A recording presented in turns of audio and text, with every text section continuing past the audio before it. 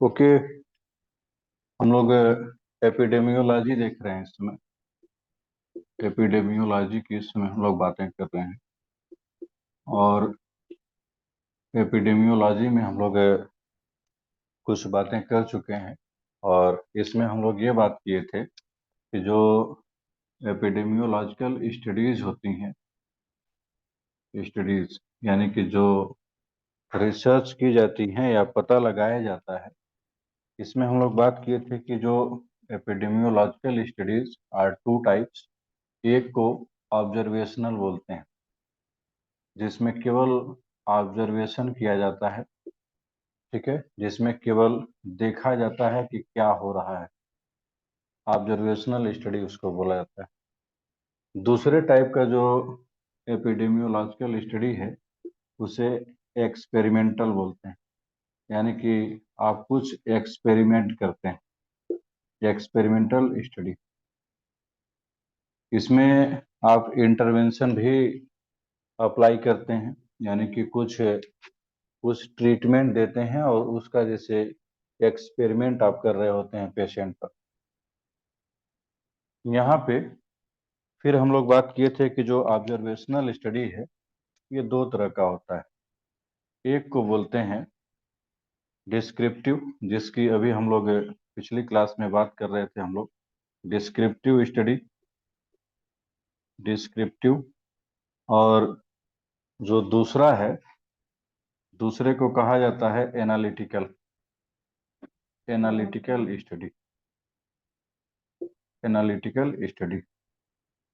और जो analytical study होता है, ये फर्दर दो तरह का होता है। फर्दर दो तरह का होता है। एक को बोलते हैं case control, case control study. और दूसरे को बोलते हैं कोहोर्ट स्टडी। ठीक है। तो आज जो हम लोग बात करेंगे, हम लोग इस पार्ट की हम लोग बातें करेंगे एनालिटिकल स्टडी की। जिसके पहले हम लोग डिस्क्रिप्टिव स्टडी की हम लोग बात किए थे, जिसमें जो सबसे लास्ट स्टेप जो इसका था, जिसमें हम लोग बात किए थे कि there is hypothesis formulation. Hypothesis formulation इसका लास्ट स्टेप था। ठीक है। तो एक तरह से समझ लीजिए कि जहाँ ये खत्म होता है, वहीं से उसकी शुरुआत होती है। तो हेडिंग डालेंगे एनालिटिकल स्टडी। आज हम लोग एनालिटिकल स्टडी की बात करेंगे। एनालिटिकल में भी केस कंट्रोल और कोहोर्ट की बातें अब होंगी।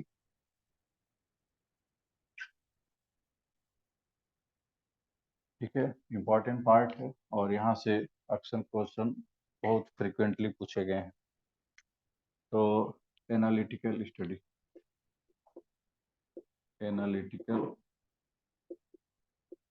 स्टडी। फिर बात ये आती है कि दोनों में अंतर क्या है, एनालिटिकल स्टडी और डिस्क्रिप्टिव में। तो जो अभी हम लोग डिस्क्रिप्टिव की हम लोग बातें कर रहे थे, डिस्क्रिप्टिव स्टडी और जो एनालिटिकल स्टडी है, जिसकी आज हम लोग बात करेंगे, इन दोनों में अंतर क्या है स्टडी। तो दोनों में डिफरेंस ये है, पहला डिफरेंस ये है कि जो इसमें अध्ययन किए जाते हैं, स्टडी जो यूनिट होती है, वो पूरे पॉपुलेशन पर किया जाता है, पूरे पॉपुलेशन पर।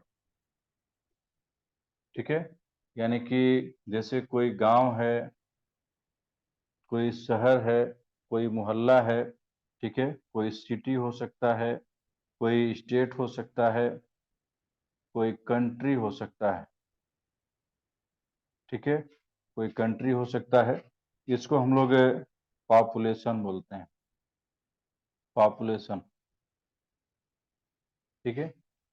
तो जो डिस्क्रिप्टिव स्टडी है, इसमें पूरी पॉपुलेशन पे अध्ययन किया जाता है। जबकि जो एनालिटिकल स्टडी की आज हम लोग बात करेंगे, इसमें जो यूनिट होता है, जिसपे अध्ययन किया जाता है या रिसर्च किया जाता है, वह एक व्यक्ति होता है, इंडिविजुअल होता है, इंडिविजुअल होता है। ठीक है, कि जैसे ये पूरा पॉपुलेशन है, तो इस पॉपुलेशन में से किसी एक व्यक्ति के ऊपर इसमें ऑब्जर्व किया जाता है, एक पर्सन के ऊपर, इंडिविजुअल, इंडिविजुअल एक व्यक्ति के ऊपर। और इसमें एक इंडिविजुअल नहीं होते हैं, बल्कि पूरा गांव या पूरी कम्युनिटी होती है जिसपे अध्ययन किए जाते हैं, जिसपे हाइपोथेसिस बनाई जाती है। ठीक है, हम लोग पिछली क्लास में बात किए थे कि लास्ट स्टेप हाइपोथेसिस फार्मूलेशन होता है इसमें। फिर इसमें दूसरी बात, दूसरा क्या डिफरेंस है? दूसरा डिफरेंस ये है कि यहाँ पे जो फाइनल ऑब्जेक्ट होता है, जो टारगेट होता है, जो एम होता है, जो उद्देश्य होता है इस स्टडी का, वह होता है हाइपोथेसिस फार्मूलेशन। हाइपोथेसिस फार्मूलेशन का मतलब कि किसी गांव में, किसी जगह पे क्या वजह है जो बीमारी हो रही है। हाइपोथेसिस फार्मूलेशन कि जैसे हम लोग बात किए थे कि सिगरेट स्मोकिंग से लंग कैंसर हो रहे हैं, तो जो सिगरेट स्मोकिंग है एक हाइपोथेसिस है। जो काज की बात की जाती है इसमें, वो एक हाइपोथेसिस दिया जाता है कि जिस एपिडेमियोलॉजिस्ट ने अध्ययन किया है, स्टडी किया है, उन्होंने यह बताया है कि उनको ऐसा लग रहा है कि स्मोकिंग करने से लोगों को लंग कैंसर हो रहा है। ठीक है, या जैसे जो पोल्यूटेड फूड या वाटर है उसकी वजह से कॉलरा हो रहा है, तो इन्होंने हाइपोथेसिस बताई है। या जैसे जो ऐसे लोग हैं जो बहुत भीड़ भाड़ कम्युनिटी में रहते हैं और लो सोशियो इकोनॉमिक कंडीशन है, ऐसे में टीबी की बीमारियां बढ़ रही हैं, तो इन्होंने एक हाइपोथेसिस बताई है, एक वजह बताया है, एक काज बताया है। और इसका फाइनल टारगेट जो होता है डिस्क्रिप्टिव स्टडी का, वो हाइपोथेसिस बनाना ही होता है। उसमें क्या किया जाता है कि जैसे इन्होंने ये बताया, जैसे एग्जाम्पल के तौर पे इन्होंने फाइनली ये बताया, जो हम लोग इनकम्प्लीट स्टेटमेंट की बात किए थे पिछली क्लास में, वो मान लीजिए वही है कि स्मोकिंग काजेज लंग कैंसर। इन्होंने बता दिया कि स्मोकिंग से लंग कैंसर होता है। अब इसमें क्या किया जाता है, ऑब्जेक्ट, इसका उद्देश्य यह होता है कि जरा चेक किया जाए कि सही स्मोकिंग जो लोग करते हैं उनमें लंग कैंसर होता है कि नहीं। यहाँ पे इन्होंने बताया कि हाइपोथेसिस फार्मूलेशन, यानी कि स्मोकिंग से लंग कैंसर होते हैं। यहाँ पे जो इन्होंने हाइपोथेसिस बताई है उसी को चेक किया जाता है कि जरा जाए चलें कम्युनिटी में, पता किया जाए कि जो लोग स्मोकिंग कर रहे हैं उनको कैंसर हो जा रहा है, या कुछ ऐसे भी लोग हैं जो स्मोकिंग नहीं कर रहे हैं उनको भी कैंसर हो जा रहा है, या ऐसे भी कुछ लोग हैं जो स्मोकिंग कर रहे हैं उनको कैंसर नहीं हो रहा है। ठीक है, तो इन सारी वजहों को, जो यहाँ पे जो ऑब्जेक्ट होता है, वो हाइपोथेसिस को टेस्ट किया जाता है। इसको हाइपोथेसिस टेस्टिंग बोलते हैं, हाइपोथेसिस टेस्टिंग बोला जाता है। तो एनालिटिकल स्टडी में hypothesis testing is the target, और यहाँ पे हाइपोथेसिस फार्मूलेशन इज टारगेट। ठीक, अगली बात, ये तो बात हो गई कि दोनों में बेसिक डिफरेंस क्या है। तो दोनों में बेसिक डिफरेंस यही है कि एक में पूरी पॉपुलेशन और एक में केवल एक इंडिविजुअल है जिसपे अध्ययन किया जाता है। ठीक है, अब कुछ टर्म हम लोगों को समझने हैं, कुछ शब्द। एनालिटिकल स्टडी पर जाने से पहले कुछ शब्द हम लोगों को समझने हैं, एग्जाम्पल्स। जैसे मान लीजिए कहीं लिखा गया है कि smoking causes lung cancer, smoking causes lung cancer. तो यह तो काज है जिसकी वजह से बीमारी हो रही है। ये काज है और इसका इफेक्ट ये आ रहा है। जैसे जो हम लोग आर्गेनल में पढ़ते हैं कि एक तरफ काज होता है, काज, और उस काज की वजह से इफेक्ट दिखता है। इफेक्ट का मतलब डिजीज कंडीशन दिखती है। बिल्कुल वही बात है कि यहाँ पे स्मोकिंग एक काज है। स्मोकिंग क्या है? एक वजह है, कारण है, और इसका इफेक्ट क्या आ रहा है? लंग कैंसर बीमारी। तो यह इफेक्ट कहलाता है। इन शब्दों का हम लोग यूज करेंगे आगे इसी में। अभी हम लोग तो काज और इफेक्ट। तो काज का मतलब यह है कि वह कारण, वह फैक्टर। कहीं कहीं पे कुछ बीमारियों के लिए काज बिल्कुल फिक्स नहीं होते, तो वहां पे रिस्क फैक्टर शब्द यूज किया जाता है। रिस्क फैक्टर कि जैसे डायबिटीज। अब डायबिटीज का कोई एक वजह नहीं है। जैसे कोई कहे कि नहीं मीठा खाने से या ज्यादा शुगर वाले कंटेंट खाने से डायबिटीज हो जाता है, तो ऐसा नहीं है। फिर कोई कहे एक्सरसाइज नहीं करने से डायबिटीज हो जाता है, तो ऐसे बहुत सारे लोग हैं जो एक्सरसाइज नहीं करते, उनको डायबिटीज नहीं है। ठीक है, तो ऐसे हालांकि रिस्क है कि उनको डायबिटीज हो सकता है, लेकिन एग्जैक्ट काज जिन बीमारियों का नहीं पता होता है उनको रिस्क फैक्टर बोलते हैं। ठीक है, तो स्मोकिंग यहाँ पे काज कहिए या रिस्क फैक्टर कहिए, और इफेक्ट यहाँ पे लंग कैंसर है। इसी तरह से दूसरा एग्जांपल दूसरा एग्जांपल ये है कि किसी एपिडेमियोलॉजिस्ट ने यह बताया कि एक कम्युनिटी है और वहां पे जो लोग हैं वाटर एंड फूड पोल्यूशन की वजह से, वाटर एंड फूड पोल्यूशन की वजह से उस एपिडेमियोलॉजिस्ट ने यह बताया कि काजेज कॉलेरा, कॉलेरा। ठीक है, कॉलेरा का मतलब ये कॉलेरा की बीमारी उन लोगों में हो रही है जो लोग वाटर और फूड पोल्यूटेड पी रहे हैं या खा रहे हैं। ठीक है, तो उन लोगों में कैंसर या ये कॉलेरा हो रहा है। तो यहाँ पे इस एग्जाम्पल में यह पोल्यूटेड वाटर एंड फूड यह काज है और यह इसका इफेक्ट है। काज है या इफेक्ट है। ठीक है, और इसी को थोड़ा सा शब्द बदल दिया जाता है। दूसरे दूसरे शब्दों में भी लिखा जाता है कि काज को बोलते हैं या एक्सपोजर। एक्सपोजर का मतलब वह वजह है, वह वह काज है। ठीक है, काज ही एक्सपोजर है जिसके इन्फ्लुएंस में आने की वजह से बीमारी हो जाती है। ठीक है, तो ये हो गया, ये काज है। काज कहा जाए या एक्सपोजर कहा जाए, बात एक ही है। बात एक ही है। तो कहीं कहीं हम लोग एक्सपोजर शब्द का यूज करेंगे, या जब एग्जाम में क्वेश्चन आएंगे तो वहां पे एक्सपोजर शब्द यूज किया जाएगा। दूसरा, ये जो इफेक्ट है इसको दूसरे नाम से जाना जाता है। इसका दूसरा नाम है आउटकम। Outcome, outcome. तो कहीं कहीं हम लोग काज की ये शब्द यूज करेंगे कि cause is water and food, या exposure is smoking, and outcome is lung cancer. ठीक है, इसी तरह का एक और एग्जांपल हम लोग लेंगे कि जैसे एक और उदाहरण है।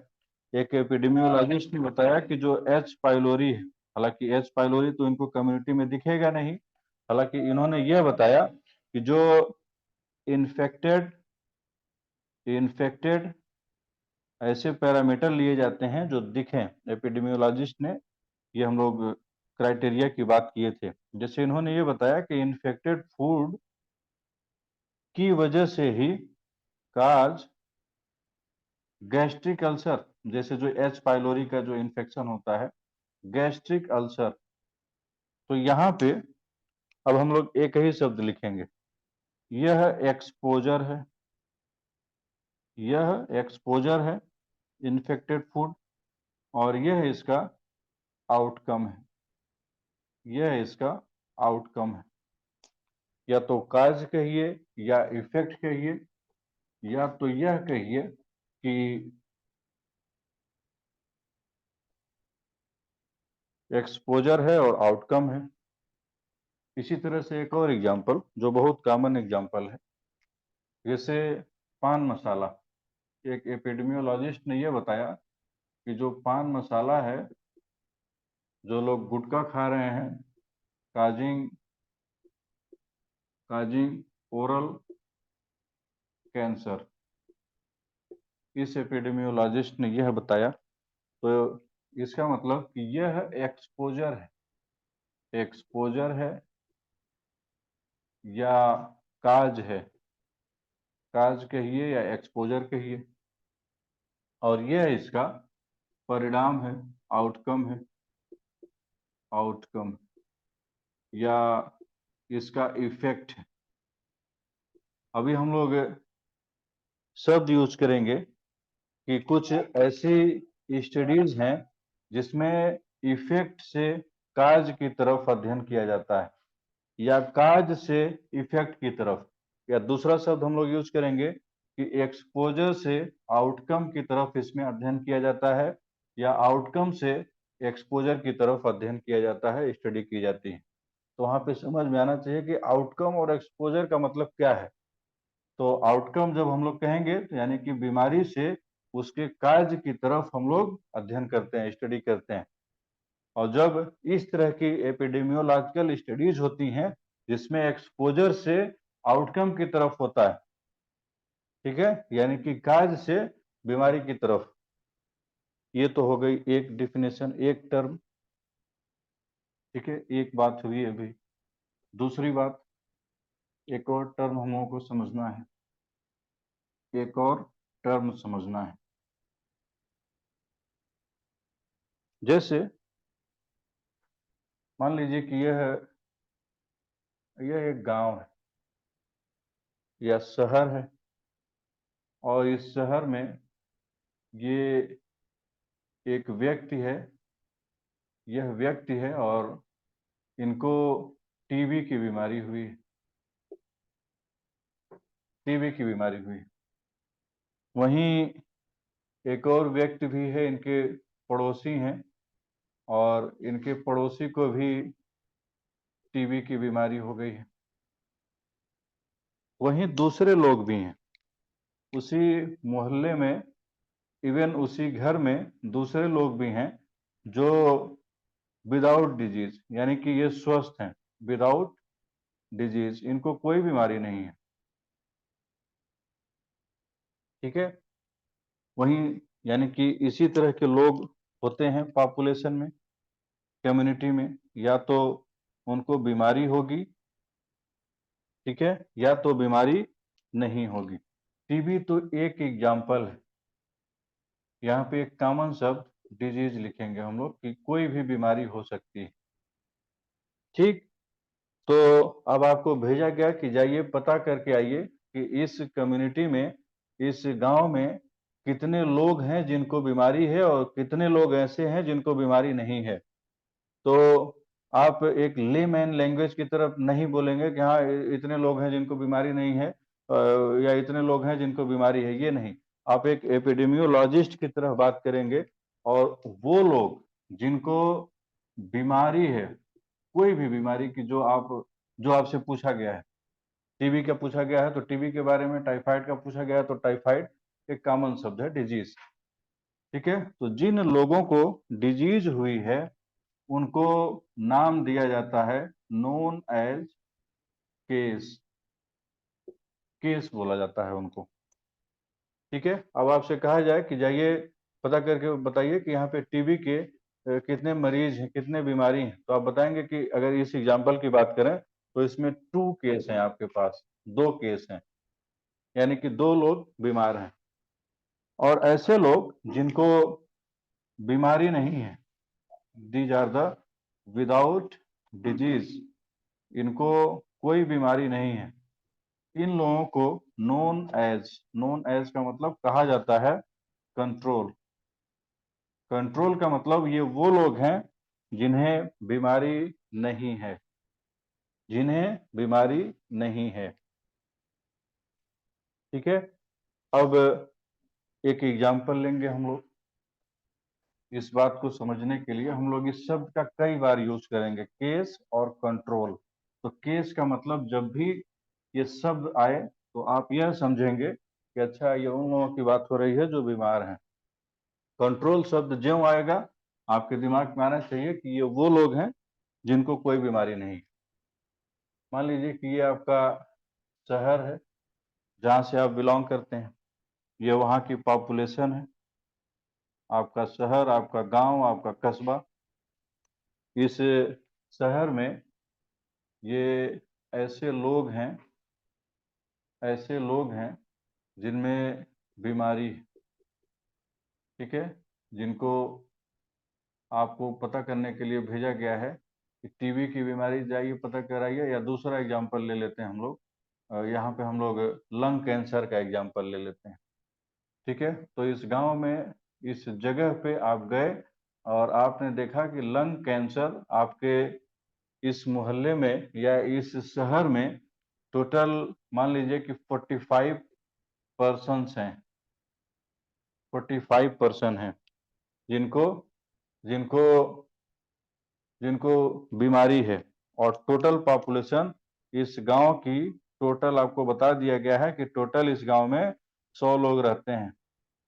टोटल इस गांव में 100 लोग रहते हैं। तो अब आप इसको अपने शब्दों में बताइए एज ए एपिडेमियोलॉजिस्ट कि इस गांव में केस कितने हैं और कंट्रोल कितने हैं, यह आपको बताना है। ठीक है, इस गांव में केस कितने हैं, कंट्रोल कितने हैं। Case 45, control 55। और कोई एक जवाब? और लोग नहीं समझ पाए? ओके, ठीक है। यस, आंसर देरी से आ रहे हैं। Case 45, control 55। यस, बिल्कुल आंसर सही है। केस का मतलब बीमार लोग।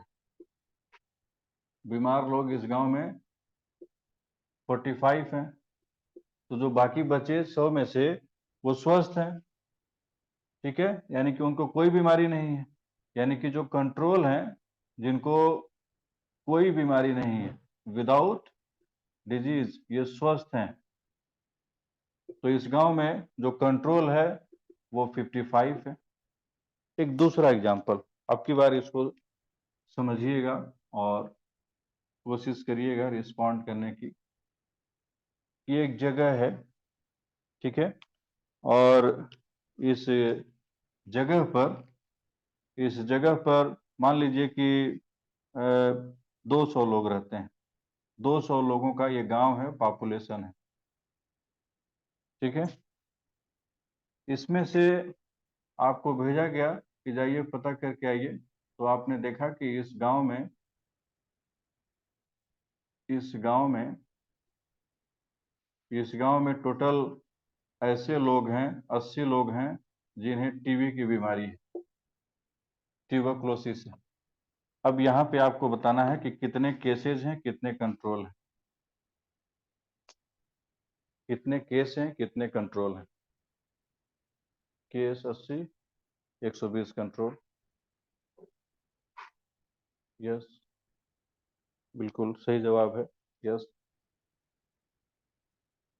यस, केस का मतलब हो गया कि कितने लोग बीमार हैं, डिजीज हैं। ये 80 लोग हैं। सीपी, ठीक है, हो सकता है टाइप नहीं हो पाया होगा, जल्दबाजी में कई बार हो जाता है। तो ये केस, और टोटल 200 लोग हैं तो 80 लोग बीमार हैं, तो जो बाकी बचे हुए हैं वो बीमार नहीं है, कंट्रोल हैं, यानी कि इनको विदाउट डिजीज, बिना बीमारी के हैं। और यह 120 लोग हैं। तो केस 120, ये केस 80 और कंट्रोल 120। ठीक है, इन शब्दों का हम लोग यूज करेंगे। अब अगली बात यह है कि टाइप की बात हम लोग करने चल रहे हैं एनालिटिकल स्टडी की। तो अभी तक हम लोग केस समझे क्या होता है, कंट्रोल समझे, एक्सपोजर समझे, आउटकम समझे और काज समझे और उसका इफेक्ट, इतने शब्द अभी हम लोग समझे हैं। तो ये हम लोग टाइप की बात करने चल रहे हैं कि जो एनालिटिकल स्टडी है वो कितने टाइप की होती है। तो जो एनालिटिकल स्टडी है ये दो टाइप की होती है, दो टाइप की होती है। ठीक है, स्पेस लेकर के लिखिएगा, स्पेस लेकर के लिखिएगा। एक को बोलते हैं case control, case control study. अब आपको समझ में आ रहा होगा कि केस कंट्रोल का मतलब क्या है। तो केस का मतलब वो लोग जो बीमार हैं, कंट्रोल का मतलब वो लोग जो बीमार नहीं है।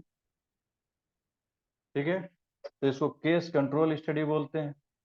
और दूसरा जो है इसको कोहोर्ट स्टडी बोलते हैं, कोहोर्ट स्टडी। ठीक है, पहले हम लोग इसको समझते हैं, इसको समझते हैं।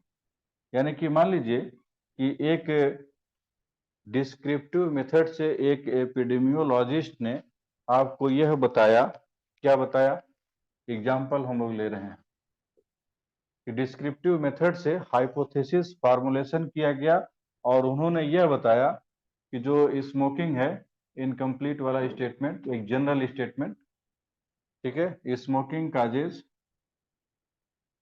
Lung cancer, lung cancer. ठीक है, तो बातों को ध्यान से समझेंगे, सुनेंगे। इसके पहले अगर थोड़ी देर के लिए बातों को भूल जाइएगा सब। अगर इसके पहले जैसे आपने थोड़ी बहुत बात या इसके पहले पूरी बात भी अगर आपने सुनी है तो थोड़ी देर के लिए बातों को भूल जाइए, बस यहाँ की बातों को सुनिए और समझिए। ठीक है, बच्चों की तरह, जैसे छोटे बच्चे होते हैं जितना कहा जाए बस उतना ही सुनते हैं। ठीक है, तो आपको बता दिया गया, किसी एपिडेमियोलॉजिस्ट ने बताया, डिस्क्रिप्टिव मेथड से हाइपोथेसिस फार्मूलेशन उन्होंने किया और उन्होंने बताया कि जो काज है स्मोकिंग है और जो इसका इफेक्ट आ रहा है, इफेक्ट लंग कैंसर है। ठीक है, या उन्होंने कहा कि जो लोग एक्सपोज हो रहे हैं, जो लोग सिगरेट बीड़ी पी रहे हैं, उन लोगों को बीमारी हो रही है, आउटकम हो रहा है, आउटकम डिजीज है।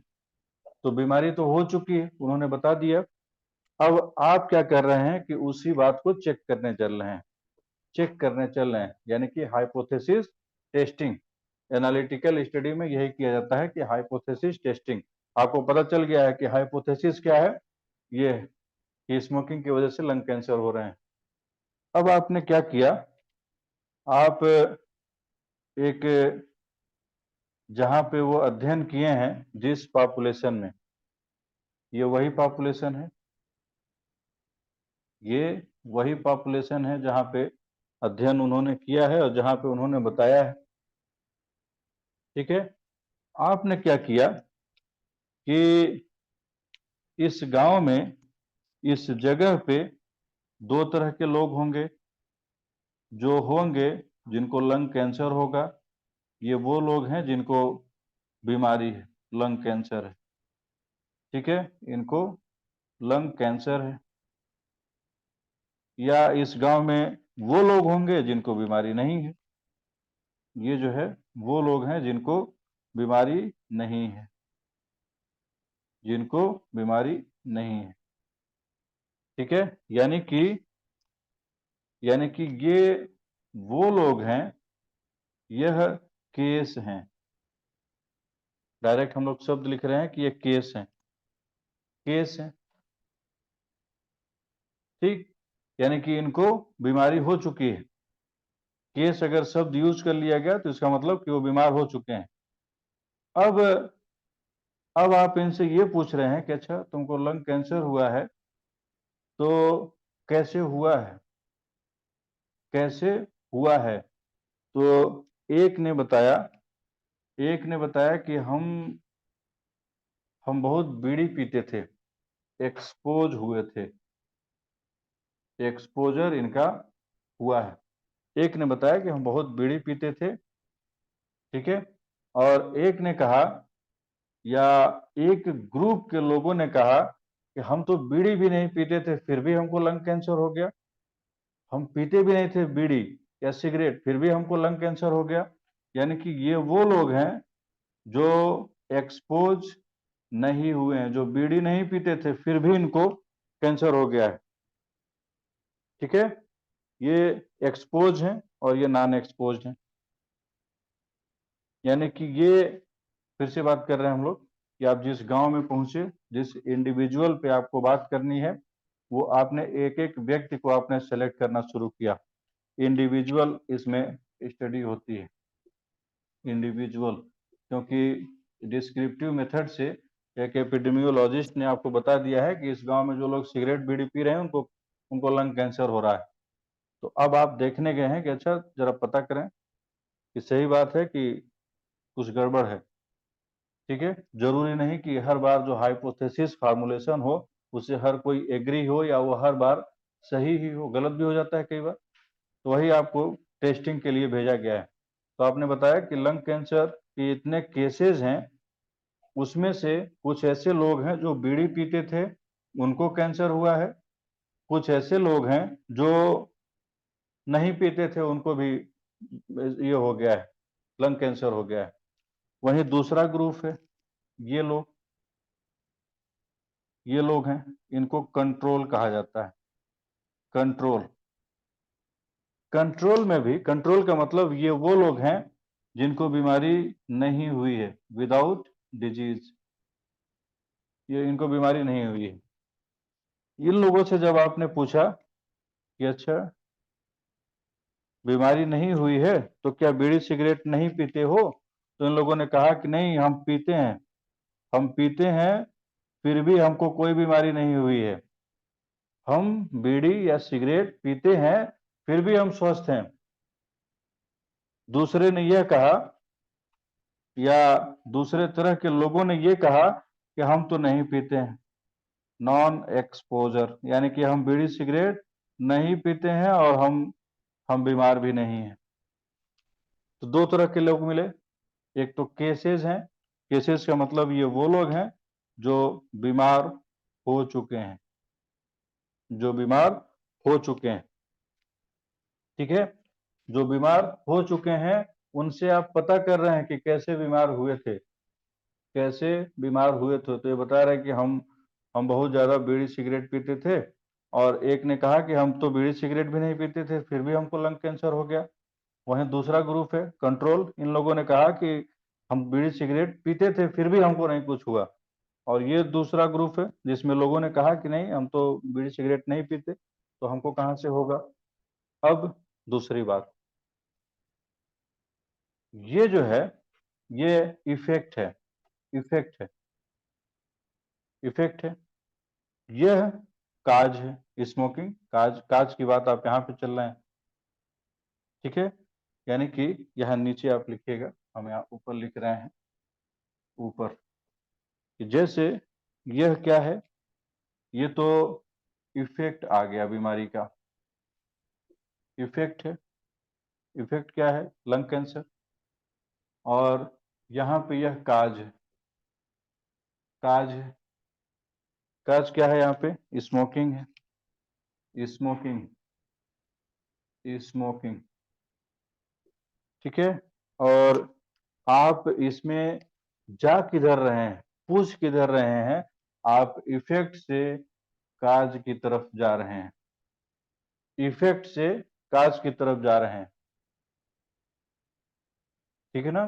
तो जो ऐसा अध्ययन, ऐसा एपिडेमियोलॉजिकल स्टडी जो पीछे की तरफ जाए, पीछे की तरफ ही तो जा रहा है कि इफेक्ट हो चुका है, अब आप उसका पता लगा रहे हैं कि कैसे हुआ है। इसको रेट्रोस्पेक्टिव स्टडी बोलते हैं, ठीक है। रेट्रोस्पेक्टिव, रेट्रो का मतलब होता है पीछे, रेट्रोस्पेक्टिव, रेट्रोस्पेक्टिव स्टडी, कि आप पीछे की तरफ जा रहे हैं। ठीक है, तो पहली बात कि जो केस कंट्रोल स्टडी होता है वो इफेक्ट से काज की तरफ होता है, या दूसरे शब्दों में जो ये जो केस कंट्रोल स्टडी है यह एक्सपोजर से या आउटकम, ये आउटकम से एक्सपोजर की तरफ होता है। ठीक है, दूसरा स्टेटमेंट आपको दे दिया गया कि सेलेक्ट करिए केस कंट्रोल स्टडी के बारे में क्या गलत है। ठीक, तो पहली बात इधर लिखेंगे हम लोग। ठीक है, ये इधर बातों को लिख रहे हैं, अभी कोहार्ट की बात नहीं चल रही है अभी इसी की। तो इसमें क्या होता है कि जो स्टडी होती है इन केस कंट्रोल में जो स्टडी होती है वह होती है from effect to cause, from effect to cause. दूसरे शब्दों में, या from from outcome to exposure, from outcome to exposure. और अगली बात इंपॉर्टेंट करके लिखेंगे, ये कई बार पूछा गया है कि this is retrospective study. Retro का मतलब पीछे की तरफ, it is retrospective retrospective study, retrospective study.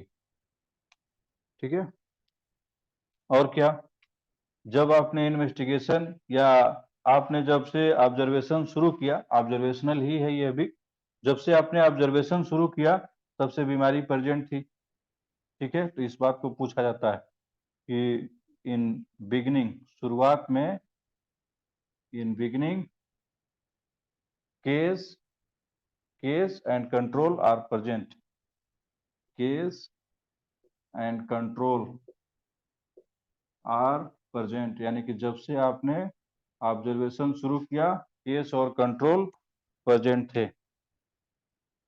ठीक है, यानी कि बीमारी हो चुकी है। जब से आपने अध्ययन शुरू किया तब से बीमारी हो चुकी है, इसको केस कंट्रोल स्टडी बोलते हैं। ये पहला टाइप हो गया। अगला दूसरा टाइप,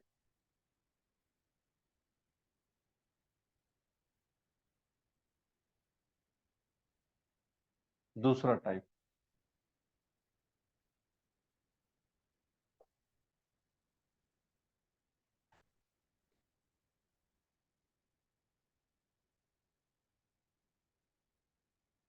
दूसरे टाइप की हम लोग बात चल रहे हैं, कोहोर्ट की बात हम लोग करने चल रहे हैं।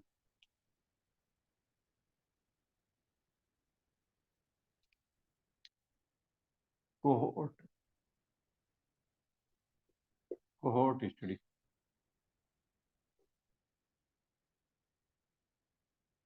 ठीक, यह भी ऑब्जर्वेशनल है, और बीमारी जो है यहाँ पे आप यह पता कर रहे हैं, ये पॉपुलेशन है, जैसे मान लीजिए ये पॉपुलेशन है, ये वो गांव है, ठीक है, जहाँ पे, या शहर है, या वो कम्युनिटी है, इसमें आपको उन लोगों को लेना है जिनको बीमारी नहीं हुई, जो बीमार नहीं है, स्वस्थ हैं, यानी कि ये लोग केस नहीं हैं, ये लोग कंट्रोल हैं। ये लोग क्या हैं? कंट्रोल हैं। कंट्रोल का मतलब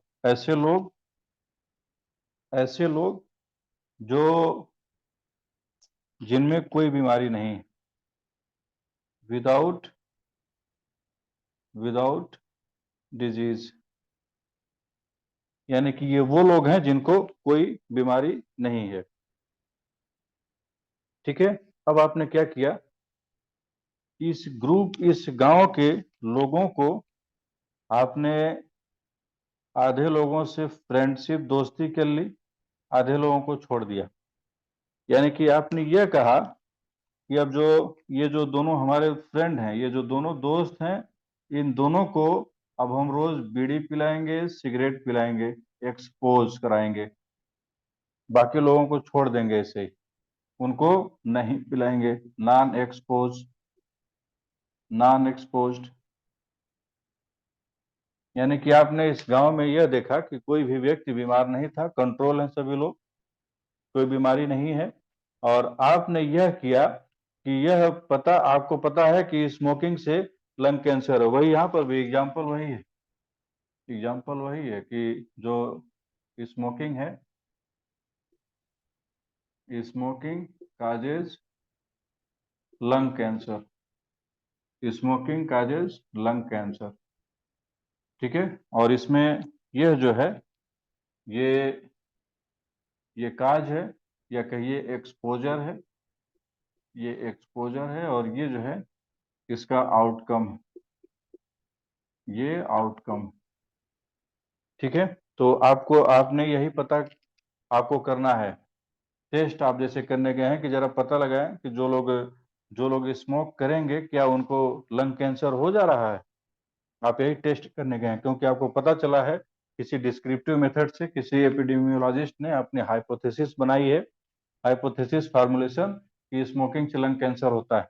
अब आप टेस्ट करने गए हैं, हाइपोथेसिस टेस्टिंग, कि जरा पता करें कि सही है कि नहीं है हाइपोथेसिस फार्मूलेशन। तो आपने ये देखा कि आपने उस गांव में कोई भी बीमार ही नहीं है, कंट्रोल है सभी लोग। ठीक है। अब उसमें से आपने आज कुछ लोगों को जैसे सिगरेट पिलाना आपने शुरू कर दिया, बीड़ी सिगरेट, और आधे लोगों को छोड़ दिया आपने। तो इसमें से आपने क्या देखा कि जो लोग सिगरेट पीते हैं, ठीक है, या स्मोकिंग करते हैं, इस एग्जाम्पल में हम लोगों के कुछ लोग बीमार हो गए, यानी कि लंग कैंसर हो गया।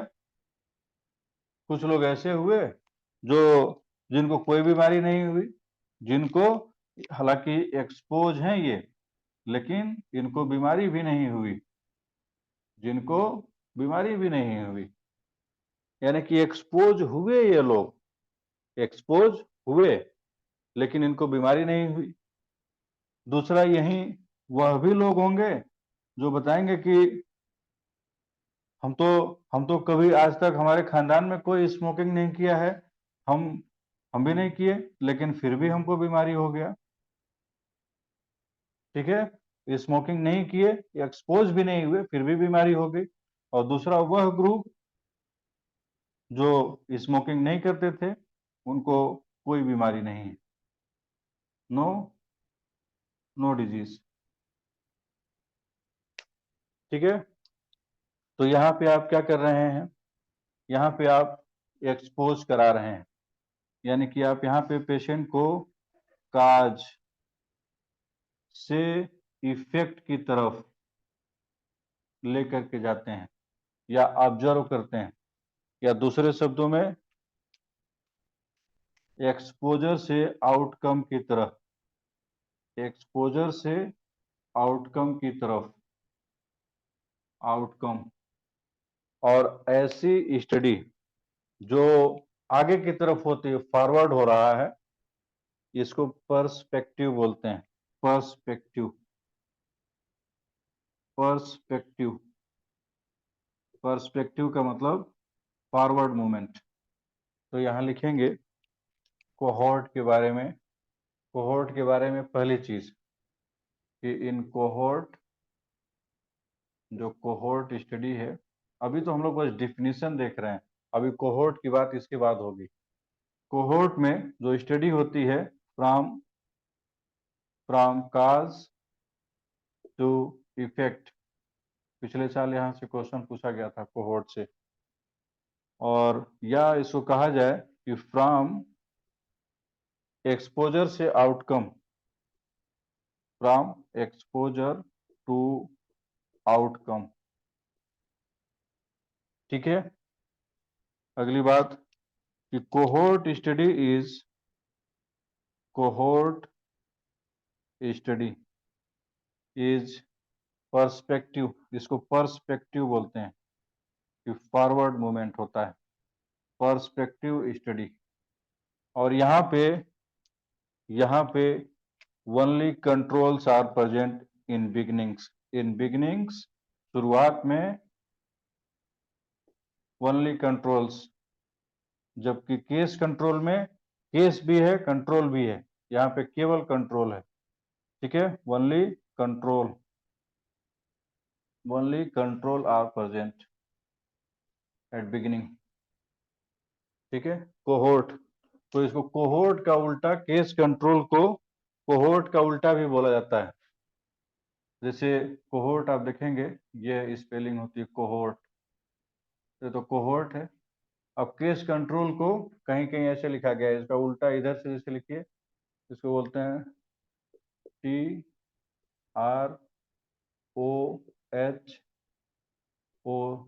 ट्रोहोक इसको बोला जाता है। तो trohoc is case control study, case control, क्योंकि दोनों एक दूसरे का अपोजिट है। तो एक कोहोर्ट है और ये ट्रोहोक है, ठीक है। इसका बिल्कुल इधर से लिखे हैं, जैसे T, फिर R, फिर O, फिर H, फिर O, फिर C, ट्रोहोक। तो trohoc is the another name for case control study. Case control study का दूसरा नाम ट्रोहोक स्टडी भी है, ठीक। अब केस कंट्रोल की पहले हम लोग बात करेंगे, फिर हम लोग कोहोर्ट स्टडी की बात करेंगे। केस कंट्रोल स्टडी, तो हेडिंग डालेंगे केस कंट्रोल, फिर उसके बाद कोहोर्ट की बात होगी।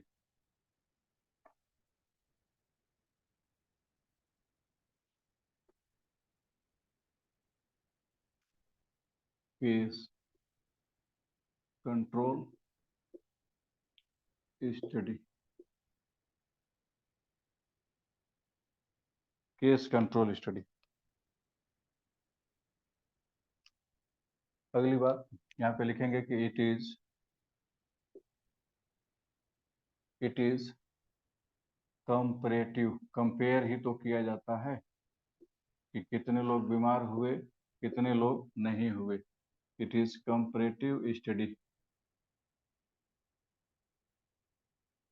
टारगेट क्या होता है? To find out, exposure risk, exposure risk in case and exposure risk, ठीक है, in control. Exposure risk in case and exposure risk in control. अगली बात, and also estimation for comparison of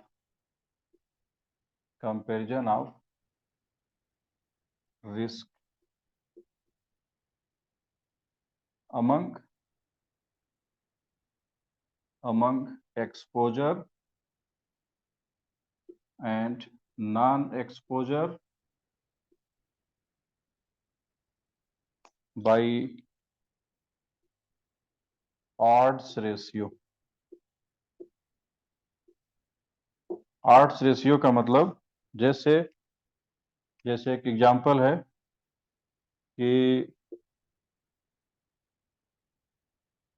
high cholesterol, या simple यही example हम लोग ले लेते हैं कि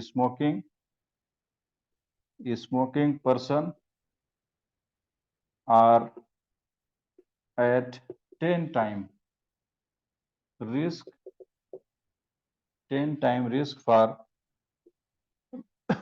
lung CA then who are not taking smoking। तो ये जो रेशियो आता है, ये ऑड्स रेशियो से आता है कि कितने ऐसे लोग हैं जो स्मोकिंग नहीं कर रहे हैं और कितने ऐसे लोग हैं जो स्मोकिंग कर रहे हैं, तो उनमें रेशियो क्या है। यानी कि जो लोग स्मोक कर रहे हैं वो 10 गुना ज्यादा रिस्क पर हैं उनसे जो एक्सपोज नहीं है, ठीक है। एक्सपोजर रेट होता है, रेट हम लोग पता करेंगे यहाँ पे, एक्सपोजर रेट। अभी यही सब क्वेश्चन पूछे गए हैं, exposure rate exposure rate in case and exposure rate in control, and estimation for comparison of risk and among exposure and non exposure। ठीक है, अब अगली बात, बेसिक स्टेप, बेसिक जो कुछ स्टेप्स हैं, basic steps in case control, heading डालेंगे basic step,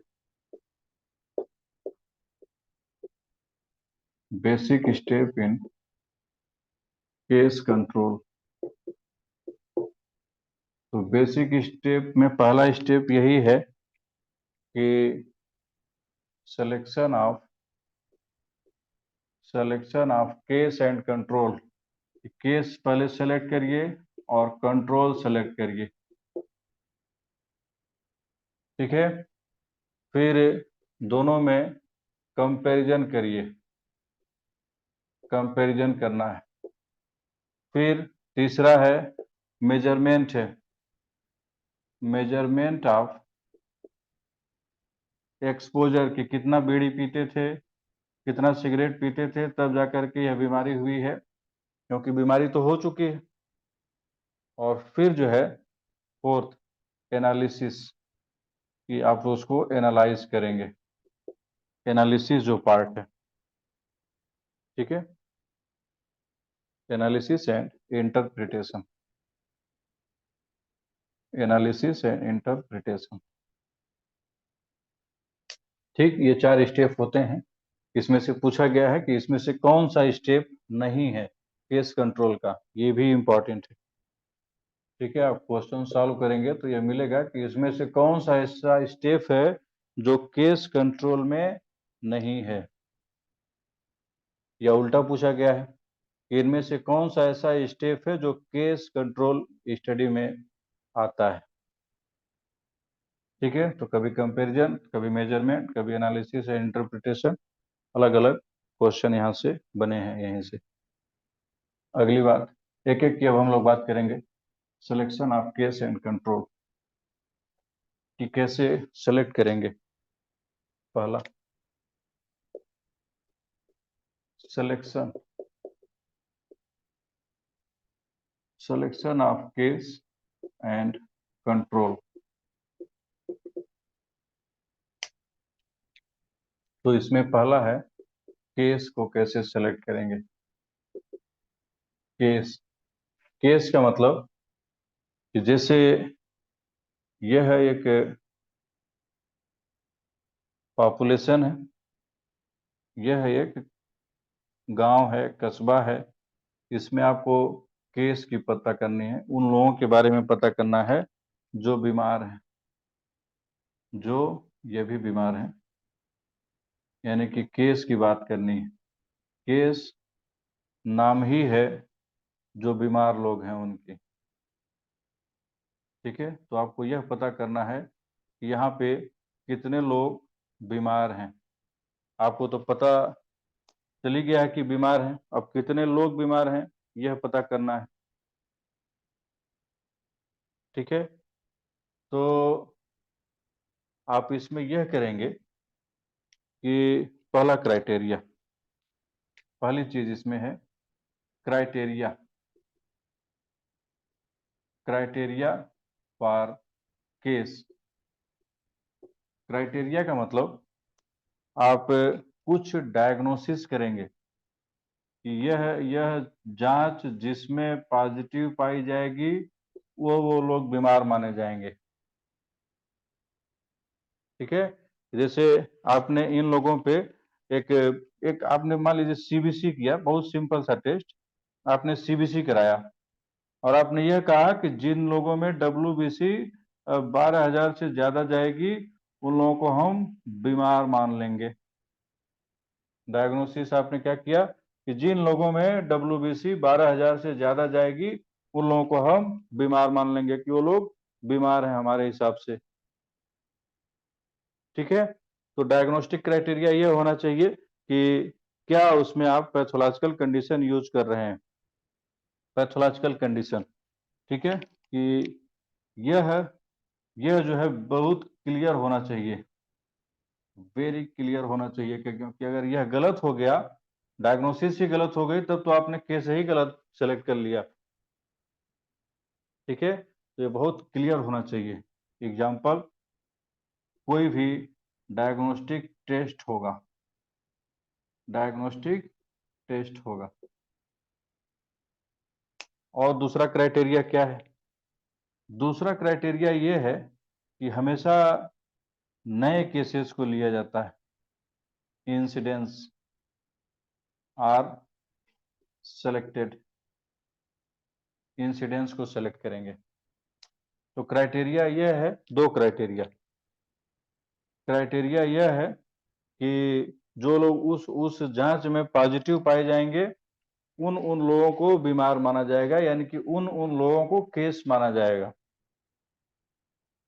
ठीक है, जैसे इसमें जिनकी WBC 12,000 से ज्यादा है वो आपके लिए केस है। ठीक, और हमेशा नए केसेस, ये नहीं कि हमको बहुत पहले से 5 साल से डॉक्टर साहब ऐसा नहीं, पहली बार न्यू केसेस। इंसिडेंस का मतलब होता है न्यू केसेस, जो न्यू केसेस हैं, न्यू केसेस। दूसरा पार्ट इसी में, सोर्स क्या होगा? सोर्स ऑफ केसेस, यानी कि आपको कैसे मिलेंगे ये लोग जो बीमार हैं? तो या तो खुद जा करके खोजिए एक एक लोगों को। ठीक है, दो सोर्स होते हैं। पॉपुलेशन, खुद जा करके खोजिए कि कौन बीमार है और जांच करिए। खुद जा करके पता लगाइए कि जांच करिए एक एक व्यक्ति का, कि अपना ब्लड दीजिए, और जो जो लोग इससे ज्यादा WBC होगी वो बीमार हैं, वो केस है हमारे लिए। या तो खुद पता लगाइए, या तो इस एरिया में यहाँ पे कोई हॉस्पिटल होगा। ठीक है, जैसे CSC PSC, जहाँ पे ये लोग दवाई कराने जाते होंगे, इस हॉस्पिटल के पास आप जाइए, जो पहले से ही इनका जांच करके वो लोग रखे होंगे।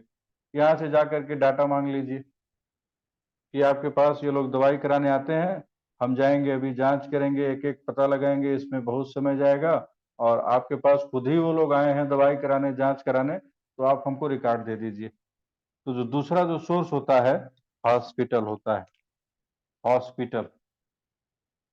और हॉस्पिटल ही सबसे ठीक सोर्स होता है, कि जो लोग बीमार हुए थे, हॉस्पिटल में तो रिकॉर्ड रहेगा ही, रोज लिखा जाता है कि इतने केसेज आए, इस नाम का पेशेंट है। ठीक है, जैसे आप भी इंटर्नशिप में देखेंगे कि लिखा जाता है आज इस नाम का पेशेंट आया, पर्ची नंबर इतना है, और ये चीफ कंप्लेंट था, और ये दवाई दिया गया। उन लोगों ने आपको रजिस्टर दे दिया कि लीजिए पता कर लीजिए, पता कर लीजिए कितने लोग बीमार हैं। तो आपको मिल गया, यहाँ से केसेज आपने फाइंड आउट कर लिए, केस। तो हॉस्पिटल से जो केस लेते हैं ये सबसे सुइटेबल होता है, सुइटेबल। इसमें आपका समय भी बचता है, और गलती के भी चांसेस कम होते हैं, क्योंकि यहाँ पे हॉस्पिटल के पास एक लैब होगा, वहाँ पे अच्छे से जांच किया गया होगा। अब आप लैब लेकर के तो घूमेंगे नहीं पूरी कम्युनिटी में। ठीक है, तो इसलिए हॉस्पिटल से जो डाटा मिलते हैं वो ज़्यादा सुइटेबल होते हैं। ये तो केस मिल गए। अब कंट्रोल कहाँ से खोजेंगे? कंट्रोल, कंट्रोल का मतलब वो लोग जो बीमार नहीं थे।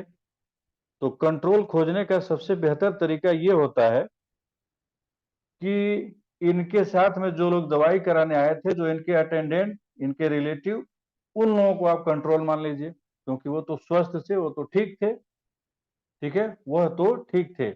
या दूसरा कंडीशन ये होता है कि आप टीबी पर रिसर्च कर रहे हैं, जैसे यहाँ पे लंग कैंसर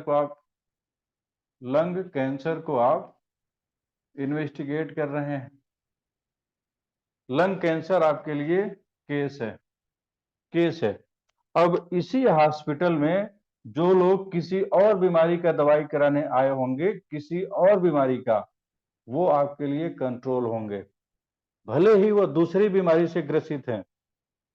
दूसरी बीमारी है उनको, वो बताएंगे कि हमको टाइफाइड है। ठीक है, लेकिन आपने कहा कि लंग कैंसर तो नहीं है, तो उन्होंने कहा नहीं लंग कैंसर नहीं है, या जांच में नहीं आया लंग कैंसर, तो वह कंट्रोल होंगे। तो कंट्रोल आप दो तरीके से ले सकते हैं। या तो जो इनके साथ में लोग आए हैं रिलेटिव, उनको कंट्रोल में ऐड कर लीजिए, या हो सकता है कि इसी हॉस्पिटल में जो दूसरी बीमारी के पेशेंट हैं उनको आप कंट्रोल में ऐड कर लीजिए। तो दूसरा है कंट्रोल। ये हो गया केस की बात, और दूसरा है कंट्रोल की बात। कंट्रोल, तो कंट्रोल ज्यादातर पेशेंट के अटेंडेंट को ही ले लिया जाता है। कंट्रोल, तो कंट्रोल जो होते हैं मोस्टली जो रिलेटिव्स या पड़ोसी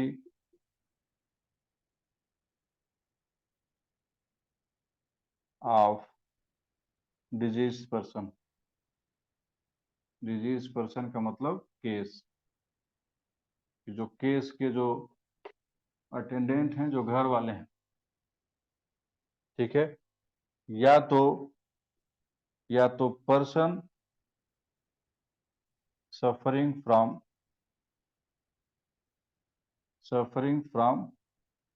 अदर डिजीज। इसको इंपॉर्टेंट कर लीजिएगा, बाद में कंफ्यूज मत होइएगा। यहाँ पर भी तो डिजीज है, तो ये कैसे कंट्रोल हो गया, क्योंकि ये दूसरी बीमारी से ग्रसित है। ठीक है, दूसरी बीमारी से, अगर दूसरी बीमारी से वो ग्रसित है तो वो आपके लिए वो कंट्रोल हो गया, केस नहीं है। केस वही होगा जिस बीमारी के बारे में आप पता लगा रहे हैं, टेस्ट कर रहे हैं, हाइपोथेसिस टेस्टिंग। ठीक है, तो ये कंट्रोल हो गया, केस की बात हो गई और कंट्रोल की बात हो गई। अगला जो स्टेप है दैट इज जैसे कंपैरिजन। ठीक है, जो सेकंड पार्ट है दैट इज कंपैरिजन। कंपैरिजन या इसी को मैचिंग बोला जाता है, मैचिंग। वहां भी लिख लेंगे जो अभी इसके पहले हम लोग हेडिंग डाले हैं, मैचिंग। मैचिंग का मतलब यहाँ पे मैच कराया जाता है। जैसे डिफरेंट, जैसे आपने ये देखा कि लंग कैंसर के पेशेंट हैं इस कम्युनिटी में, इस हॉस्पिटल से आपको लंग कैंसर के मरीज मिल गए, तो मैच कराएंगे कि हमको केवल 10 से लेकर के 20 साल तक के उम्र के लोगों की जरूरत है। मैच कराएंगे एज, एज यानी कि केवल उसी उम्र के लोगों में आपको टेस्टिंग करना है, उसी उम्र के लोगों में।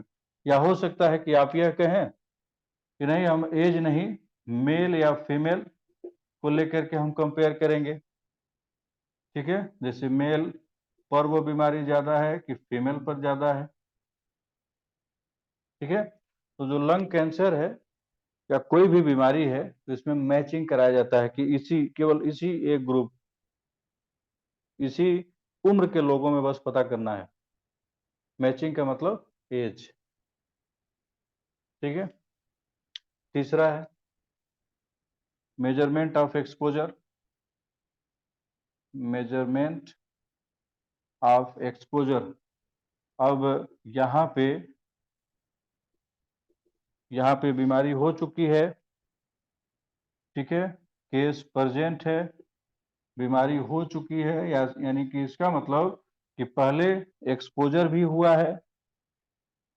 अब आप यह देखने तो जा नहीं पाएंगे कि कितना बीड़ी पीता था यह व्यक्ति, कितना सिगरेट पीता था, कैसे जाएंगे, समय से पीछे तो जा नहीं पाएंगे। तो इसका तरीका यही है कि उसी व्यक्ति से पूछा जाए, मेजरमेंट का यही तरीका है। ठीक है, अब जैसे मान लीजिए कि आज के समय में एक व्यक्ति लंग कैंसर का पॉजिटिव पाया गया, आपने जांच किया और लंग कैंसर आ गया उस व्यक्ति को। अब आपको पता है कि ठीक है स्मोकिंग से हुआ है, तो अब कल ही नहीं जा पाएंगे, अभी बिल्कुल समय तो पीछे नहीं जाएगा, एक सेकंड नहीं पीछे जाएगा। तो अब पीछे जाके आप देखेंगे कैसे, नापेंगे कैसे? तो पूछेंगे उसी व्यक्ति से। तो पूछा जाता है बाई क्वेश्चनिंग, ये बताओ कितना सिगरेट पीते थे। तो लोग बताएंगे कि एक दिन में 20 पी जाते थे, 25 पी जाते थे। मेजरमेंट क्वेश्चनिंग या इंटरव्यू, ये इंटरव्यू भी इसी को बोला जाता है कि आप पेशेंट से पूछते हैं कि ये बताओ कि कितना सिगरेट पीते थे, तो वो लोग बताएंगे कि इतना सिगरेट पीते थे, वही मान लिया जाता है कि हाँ यही सही मेजरमेंट है। ये वो मान लिया जाता है, क्योंकि हो सकता है झूठ भी बोल रहे हो, लेकिन वो झूठ भी सही मान लिया जाता है, क्योंकि समय से पीछे जा नहीं सकते और यह उम्मीद की जाती है कि वो सही बोलेंगे। ठीक है, मेजरमेंट ऑफ एक्सपोजर। अब अगला इसका fourth step, analysis and interpretation. Fourth step ही सबसे इंपॉर्टेंट स्टेप है। Fourth, analysis and interpretation. Interpretation किस चीज का?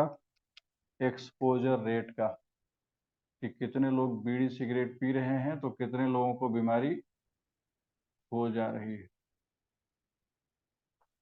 ठीक है, तो इसको एक टेबल के फॉर्म में याद किया जाता है, या टेबल के फॉर्म में ये अध्ययन किया जाता है। याद नहीं, क्योंकि डाटा तो बदलते रहते हैं।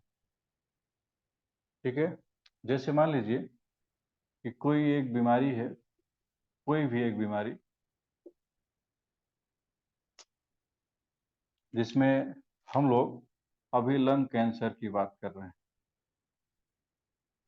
लंग कैंसर कोई भी बीमारी हो सकती है, तो इसमें आपके पास हो सकता है कि कुछ कुछ केस होंगे। केस का मतलब बीमार होंगे। कुछ ऐसे लोग होंगे जो कंट्रोल होंगे, जो बीमार नहीं होंगे। ठीक है, और इधर जो है रिस्क फैक्टर या एक्सपोजर। रिस्क फैक्टर, हम लोग यहाँ पे रिस्क फैक्टर लिख रहे हैं, रिस्क फैक्टर। ठीक है, तो मान लीजिए पहला केस, इसको इस टेबल को समझेंगे अच्छे से कि रिस्क फैक्टर प्रेजेंट है। प्रेजेंट का मतलब ये लोग स्मोकिंग करते थे, स्मोकिंग करते थे। ठीक है, ये हेडिंग है, ये हेडिंग है। ये स्मोकिंग करते थे, और स्मोकिंग होने के साथ साथ इनको लंग कैंसर हो गया। लंग कैंसर हुआ है, लंग कैंसर हुआ। ठीक है, और दूसरा ये हो सकता है कि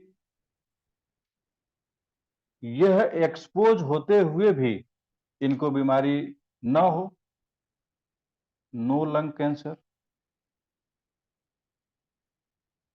ठीक है, यानी कि एक्सपोजर प्रेजेंट है, फिर भी बीमारी नहीं है। ठीक है, दूसरा यहाँ पे एब्सेंट। एब्सेंट, अब इसको ऐसे समझते हैं हम लोग, जैसे मान लीजिए कि किसी जगह पे, किसी गांव पे 100 लोग हैं, 100 लोग हैं। ठीक है, तो 100 लोग यह बता रहे हैं, 100 में से 80 लोग यह बता रहे हैं कि हम बीड़ी पीते थे और हमको कैंसर हो गया। 20 लोग यह बता रहे हैं कि हम पीते थे, हमको बीमारी नहीं हुई है। हम पीते थे लेकिन बीमारी नहीं हुई है। दूसरा, दूसरा कंट्रोल है। कंट्रोल का मतलब यह हो सकता है कि मान लीजिए कि अभी 100 लोगों का ही गांव है, तो आपको 40 लोग ऐसे मिले, 40 लोग ऐसे मिलेंगे कि जो सिगरेट पीते थे लेकिन उनको बीमारी नहीं थी। प्रेजेंट है, यानी कि स्मोकिंग करते थे लेकिन बीमारी नहीं है। ठीक है, यानी कि नो डिजीज। कंट्रोल है। ठीक है। और वहीं कुछ ऐसे लोग हैं जो जो स्मोकिंग नहीं करते थे और बीमार भी नहीं है, नो डिजीज, तभी तो ये कंट्रोल है। और यह इनको लंग कैंसर है, ये लंग कैंसर वाले हैं। ठीक है, इसका मतलब ये है कि ऐसे लोग हैं ये जो स्मोकिंग करते थे और उनको लंग कैंसर हुआ है। और ये वो लोग हैं 20 लोग जो सिगरेट बीड़ी नहीं पीते थे, उनको भी कैंसर हो गया है। पहले इस टेबल को समझेंगे, इसको क्या लिखे हैं कैसे हम लोग, क्योंकि अलग अलग एग्जाम्पल में बातें बदल जाएंगी। कई बार टीबी का एग्जाम्पल दिया जाएगा, कई बार कोई और बीमारी का दिया जाएगा। तो जैसे केस का मतलब यहाँ पे यह है कि यह वो लोग हैं जो स्मोकिंग करते थे और बीमार हो गए। यह वो लोग हैं जो स्मोकिंग नहीं करते थे फिर भी बीमार हो गए। ये ये वो लोग हैं जो स्मोकिंग करते थे फिर भी नहीं बीमार हुए, कंट्रोल। यह वो लोग हैं जो जो स्मोकिंग नहीं करते थे और बीमार भी नहीं हुए। ठीक है, तो हर बार यह डाटा बदल जाएगा, इसलिए इसको एक कॉमन नेम दिया गया है। जैसे मैथमेटिक्स में मान लिया जाता है, तो ऐसे ही इनको ए मान लिया गया है। ए क्या है? ऐसे लोग जो प्रेजेंट हैं, यानी कि स्मोकिंग करते हैं और बीमार भी हैं, और इनको बी मान लिया गया है। यानी कि ये वो लोग हैं जो जो स्मोकिंग करते हैं फिर भी बीमार नहीं है, और इनको सी मान लिया गया है। सी का मतलब ये वो लोग जो जो बीमार हैं लेकिन स्मोकिंग नहीं करते, और ये डी हैं जो स्मोकिंग भी नहीं करते और बीमार भी नहीं है। ठीक है, और यहाँ पे नीचे टोटल पॉपुलेशन होती है, ये 80 और 20, यानी कि ये ए प्लस सी होता है, सी होता है। ठीक, और इधर भी total population B plus D, B plus D total population. इस बात को ध्यान से समझेंगे। अब आपको पता क्या करना है? पता यह करना है एक्सपोजर रेट अमंग केस और एक्सपोजर रेट इन कंट्रोल। तो पहला हम लोग पता करेंगे, पहला एक्सपोजर रेट, यानी कि कितने ऐसे लोग हैं जो सिगरेट पी रहे हैं उनको कैंसर हो जा रहा है। तो जो एक्सपोजर रेट होता है इसको काउंट किया जाता है ऐसे, ए और ए प्लस सी, ये टोटल। ठीक है, और इंटू 100, 100, तो ये हो जाएगा हम लोग के एग्जाम्पल में, यह 80 है, यह 80 है, और ये 100 है। ये टोटल 100 लोग हैं, 100 लोग हैं, 80 20 100, और इसको मल्टीप्लाई करना है 100 से। ठीक है, तो यहाँ पे आ जाएगा, ये कट जाएगा, ये टोटल आ गया 80%। 80% का मतलब ये है कि 80% ऐसे लोग हैं जो एक्सपोज हो रहे हैं, उनको बीमारी हो जा रही है। एक्सपोजर रेट इस बीमारी का ये है। एक्सपोजर रेट का मतलब एक्सपोजर रेट इन केस, यहाँ पे केस की हम लोग बात किए हैं, एक्सपोजर रेट इन केस इसमें। तो एक्सपोजर रेट इन केस 80% है। दूसरा, अगर आपको पता करना हो एक्सपोजर रेट इन कंट्रोल, तो बिल्कुल सेम फार्मूला, यहाँ पे क्वेश्चन नहीं है, ये कंसेप्ट ही है कि एक्सपोजर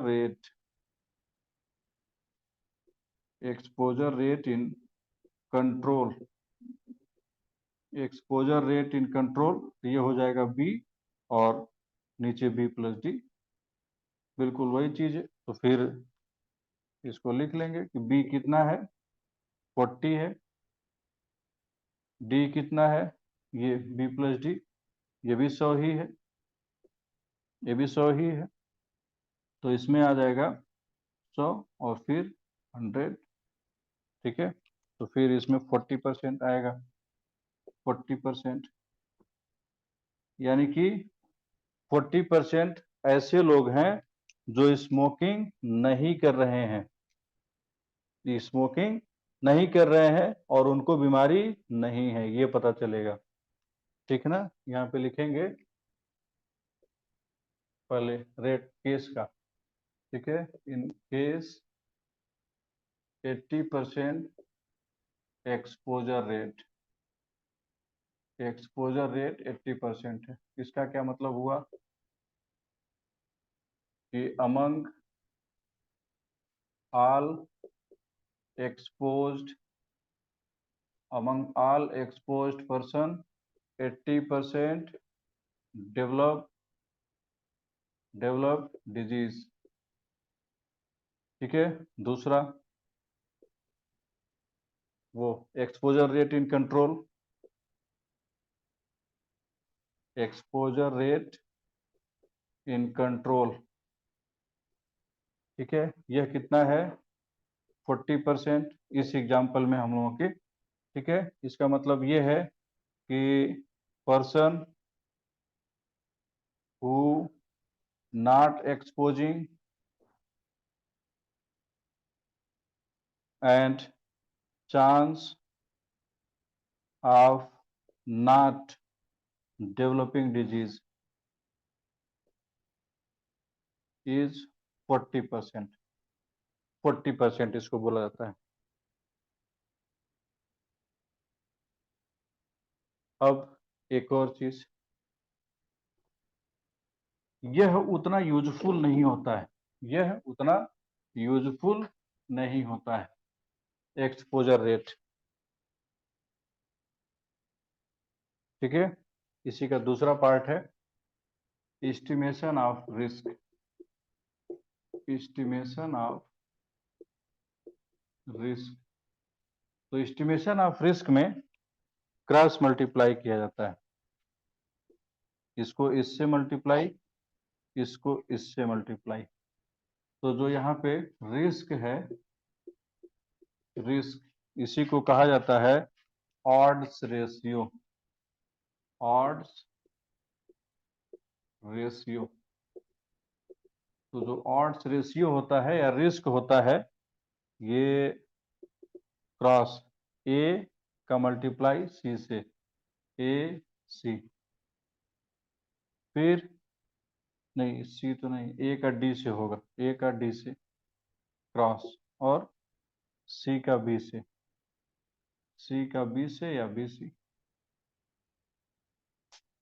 ठीक है। यही होता है रिस्क रेट।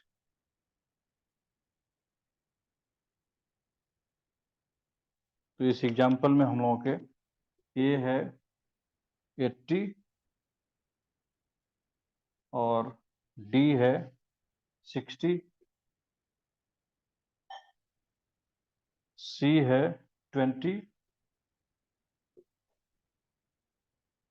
डी ये बी है 40, ठीक है। तो ये कितना आ जाएगा 48 और फिर ये 8, ये हो जाएगा, ये हो जाएगा, कट जाएगा, टोटल आंसर 6 आ जाएगा, 6, 6। अब इसका मतलब क्या है, 6 का मतलब जो आया है ऑड्स रेशियो, और वह यह बताता है कि जो ऑड्स रेशियो है, ऑड्स रेशियो इज 6। इसका मतलब क्या है, इसका मतलब यह है कि person who are smoking, smoking are 6 time at more risk than who are who are not smoking। जो स्मोकिंग नहीं कर रहे हैं उससे 6 गुना ज्यादा है उन लोगों में, ठीक है, जो स्मोकिंग कर रहे हैं। ठीक है, एक एग्जांपल हम लोग लेंगे बस, क्योंकि इम्पोर्टेंट पार्ट है। हो सकता है कि इस साल यहीं से क्वेश्चन आ जाए। ठीक है, क्योंकि ये इम्पोर्टेंट पार्ट है और हर साल लगभग क्वेश्चन रहते हैं। दूसरा एग्जांपल, ये तो लंग कैंसर का था। एग्जांपल जैसे मान लीजिए हम लोग सीए सर्विक्स की हम लोग बात कर रहे हैं। सीए सर्विक्स यह डिजीज है।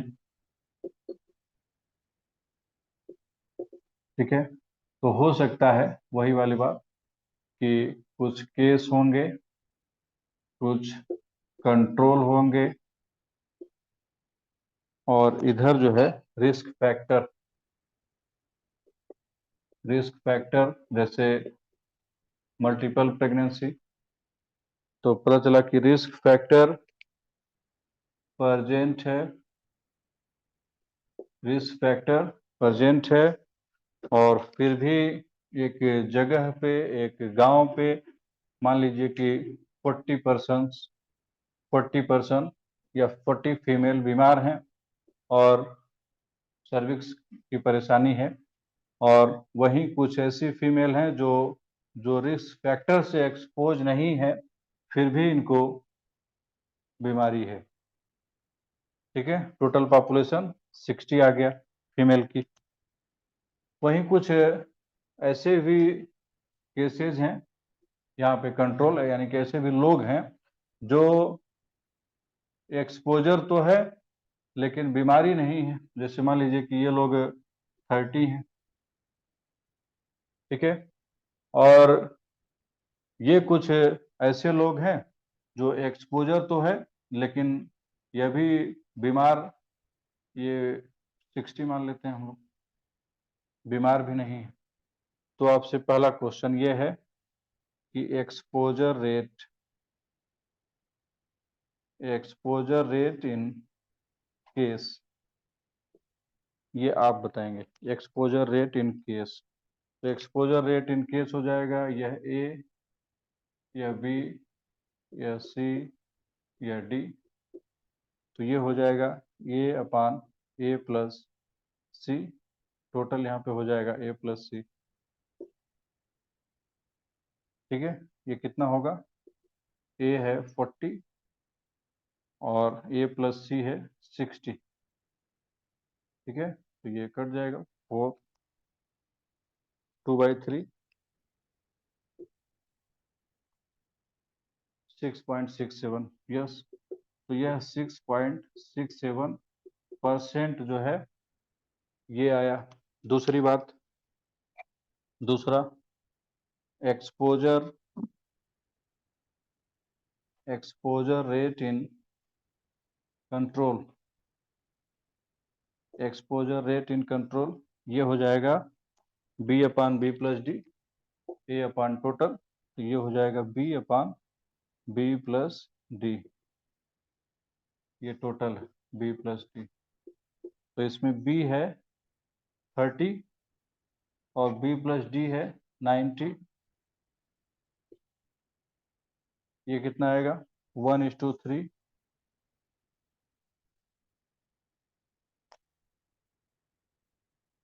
ठीक है, 3.33। यस, ये 3.33 एक्सपोजर रेट है। ऑड्स रेशियो, ऑड्स रेशियो आपको बताना है। जो ऑड्स रेशियो होता है वो इससे मल्टीप्लाई कर देंगे। ठीक है, यानी कि ए का डी से, बी का सी से, तो यह आ जाएगा, ये 40 है, 40 मल्टीप्लाइड बाई 60, और फिर ये 20 30 ये आ जाएगा 240। ठीक है, 24 और ये 6, कितना आया,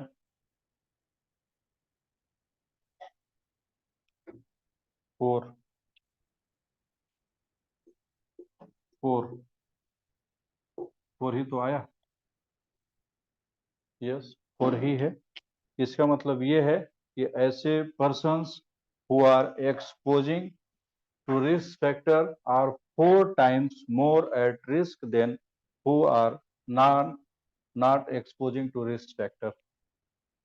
ठीक है, इस बात को भी लिख लेंगे हम लोग कि सिंपली जो एक्सपोजिंग फीमेल हैं are at 4 time more risk then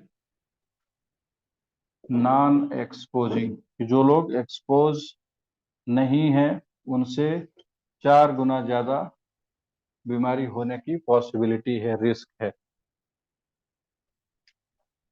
ठीक है, एक टर्म यही लिख लेंगे, बायस। हालांकि बायस पे हम लोग डिस्कस करेंगे। बायस का मतलब ये होता है कि जो कैलकुलेशन कर रहे हैं हम लोग, इसमें कोई गड़बड़ी आ जाए, कोई एरर आ जाए।